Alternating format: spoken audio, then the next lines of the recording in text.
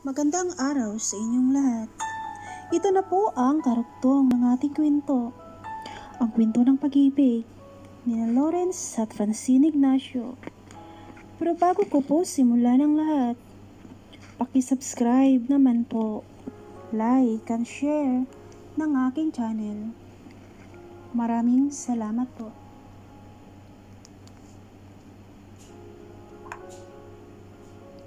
Pagdating ni Lorraine sa opisina, nagulat siya nang makita niyang nakaupo si Kayla sa labi. Naghihintay ito sa kanya. Nang makita siya nito ay nagbandaling tumayo at lumapit sa kanya. Lorraine, kumusta ka na? Gusto sana kitang makausap regarding sa mga anak natin. Uuwi na kasi si Clarissa sa Pilipinas eh. Ang gusto ni Arthur, dito na kami sa Pilipinas.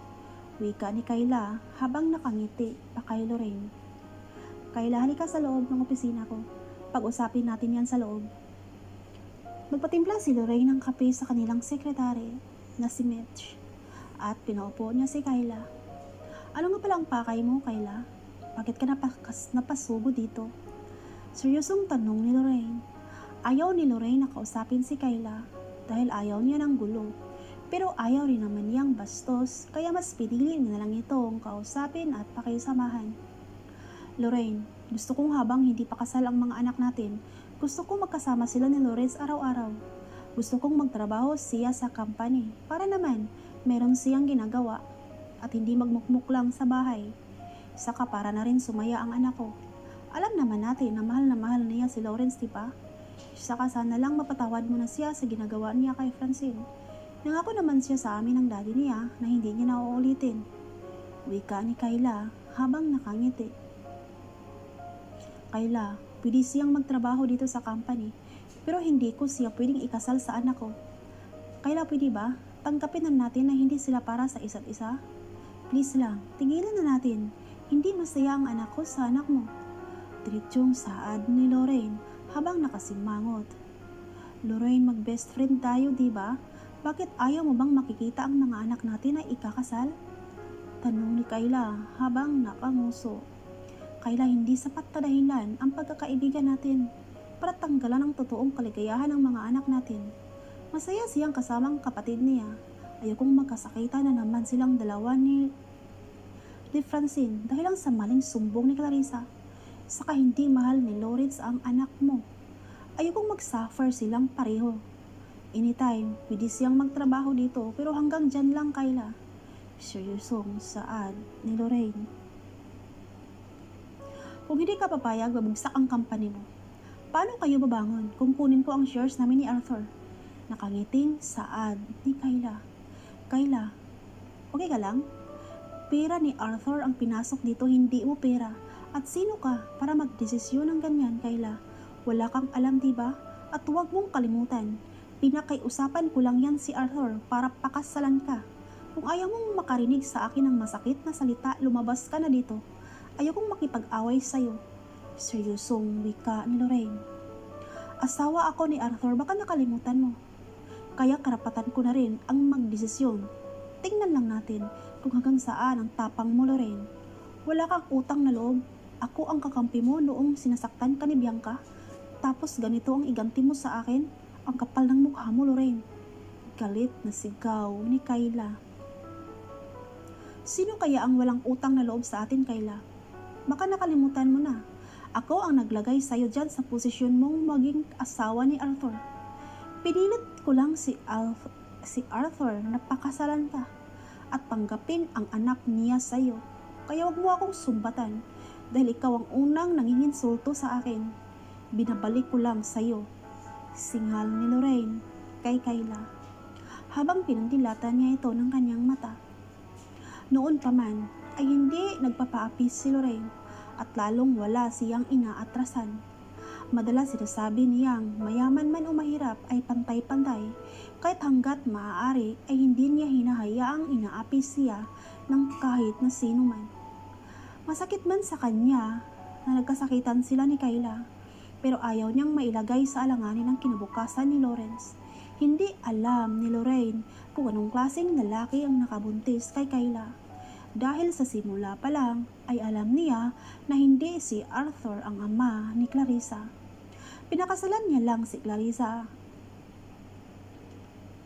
Pinakasalan na lang ito ni Arthur si Kayla dahil pinakiusapan niyang tumayong ama sa pinagbubuntis ni Kayla. Nakita niyang malaking pinagbago ni Kayla dahil sa pera, kaya ayaw niyang itolerate ito dahil nagsimula naman silang pareho sa mahirap at pareho silang empleyado lang ni Froilan noon. Alam mo Lorraine, pagsisihan mo ang pagtanggi mo sa akin. Bukas na bukas din, gusto ko magsimula ng magtrabaho ang anak ko na kasama si Lawrence. Gawin mo siyang executive assistant. Wika ni Kayla habang nakatitig ito kay Lorraine. No, trabaho yan ang anak kong si Francine. Huwag mo akong turuan sa dapat kong gawin, Kayla. Kung gusto mong matuto ang anak mo, mag-umpisa siya sa paghuhugas ng mga bote ng wine. Kung okay ang kanyang performance, ilagay ko siya sa posisyon na angkop sa kanyang kakayahan. Diretsyong saad ni Lorraine. Dahilan sa paglaki ng mga mata ni Kayla.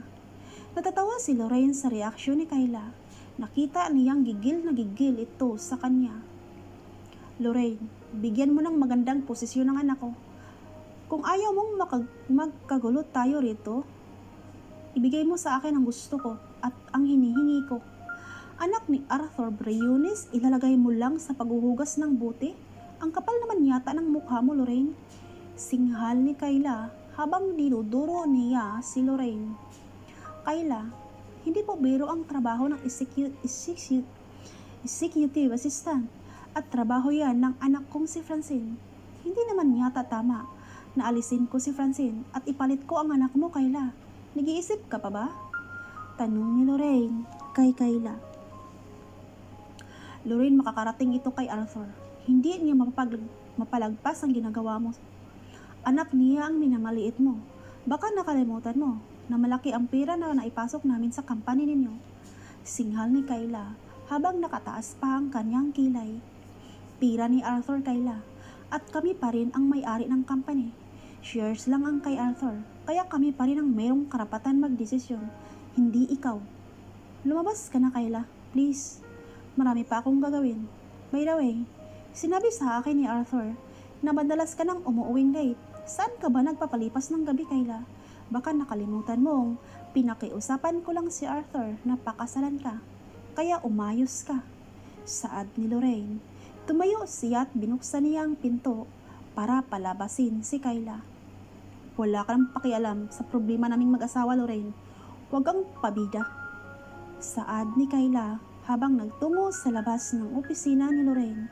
Paglabas ni Kayla ay madali niyang nilak ang pinto at nagpatuloy sa kaniyang trabaho.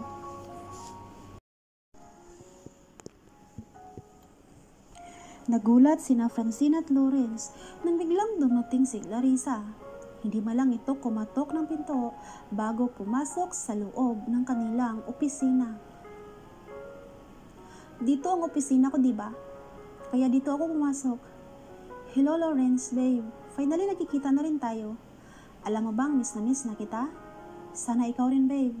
Miss na miss mo rin ako, diba? Saad ni Clarissa. Lumapit siya kay Lawrence at hinahalikan niya sa labi. Nagulat si Lawrence, lalo na si Francine. Clarissa, bakit ka nandito? Paano ka nakapasok dito? Wala sa sariling tanong ni Lawrence. Lawrence, nakalimutan mo na ba? I'm your future wife. Sana lang hindi mo makalimutan na pagmamay-ari lang kita.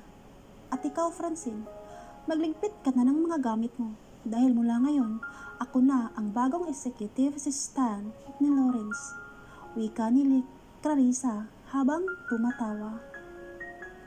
At sinong nagsabi sa iyo na pwede kang pumasok dito, Clarissa? Alam mo bang bawal ang mga siraulo dito? Lumabas ka kung ayaw mong sipain kita palabas.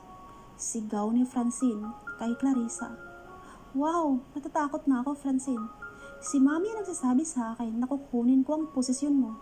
Kaya nandito ako. At deserve ko na makasama ko si Lawrence dahil malapit na kaming ikakasal.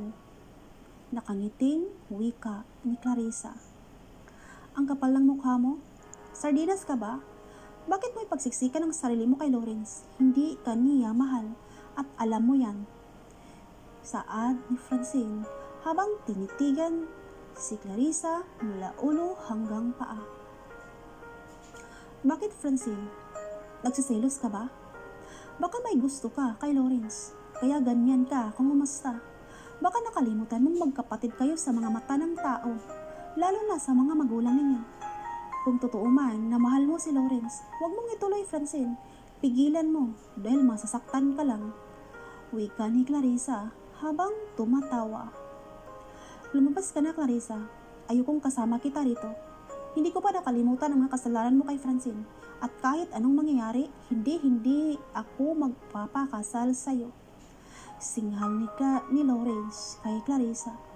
Pero tumawa lang si Clarissa at lumapit siya kay Lawrence. Bakit, Lawrence? Anong akala mo? Napapayag si Mami na hindi matuloy ang kasal natin? Maghintay ka lang, Lawrence, at maging akin ka rin balang araw. Nakangiting saad ni Clarissa at lumabas na ito. Nag-iwan pa ng masakit na salita para kay Francine. Francine, malapit ka nang mawala sa landas ni Lawrence, kaya umayos kayong dalawa dahil hindi ako magpapatalo sa inyo, lalo na sa katulad mo lang, Francine. Lumabas ka na, Clarissa. Walang kahihiyan ang sa sarili. Kitang-kita mo na nga na nanandiri na sa'yo si Lawrence, mataas pa rin ang tingin mo sa iyong sarili. Minsan, ilagay mo naman sa ayos ang kakapalan ng mukha mo. Bakal na ba yan? At hindi na matablan? Sarap mong balatan. Singhal ni Francine kay Clarissa. Lumaki ang mga mata ni Clarissa at lumapit siya kay Francine. Matapang ka, Francine. Paano kaya kung sabihin ko sa iyong sekreto ng pagkatao mo? Kaya mo ba? Kaya mo pa? Kaya mo bang humarap kay Lawrence at sa mga tao? Kung malaman mo kung anong klaseng tao ka, huwag mo akong subukan, Francine. Baka magulat ka sa katotohanan.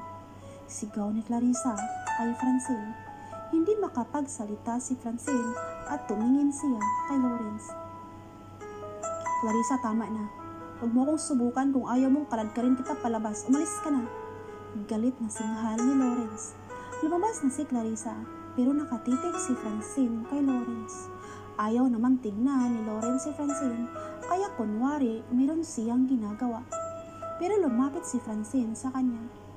Lawrence, tingnan mo nga ako at sagutin mo ang itatanong ko sa iyo. Naguguluhang saad ng dalaga. Francine, wala akong alam sa mga pinagsasabi ni Clarissa. Praning lang talaga ang babaeng yun. Alam mo naman ang ugali yun, di ba? Huwag mo nang isipin, okay? Saka alam mo naman, nagalit siya, di ba? Kaya ayun, nag-imbento siya ng kwento laban sa iyo para masaktan ka niya. Para makaganti siya.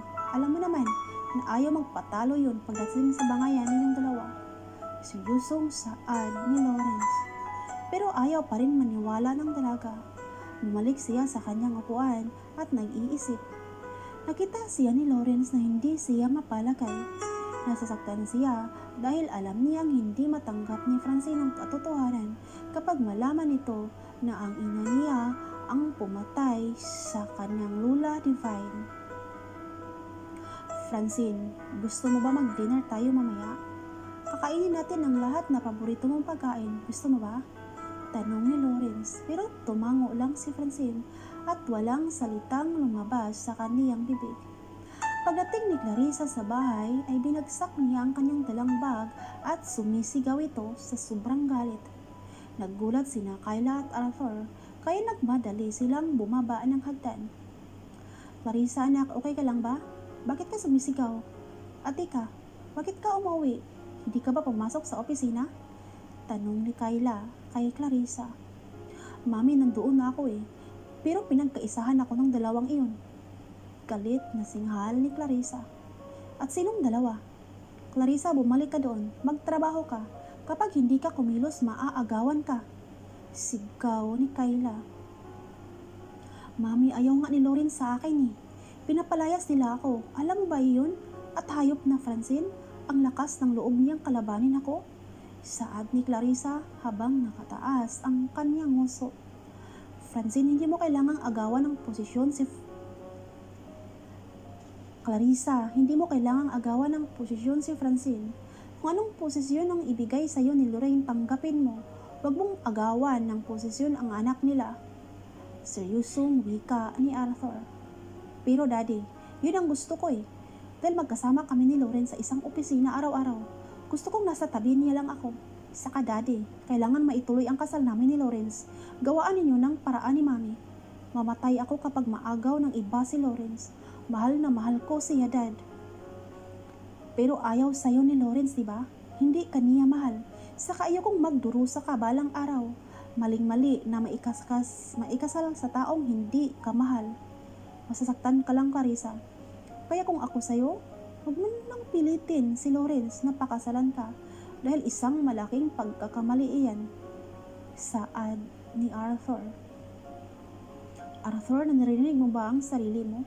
Bakit? Nakikita mo ba ang sarili mo kay Lawrence? Arthur, hindi kayo magkatulad ni Lawrence.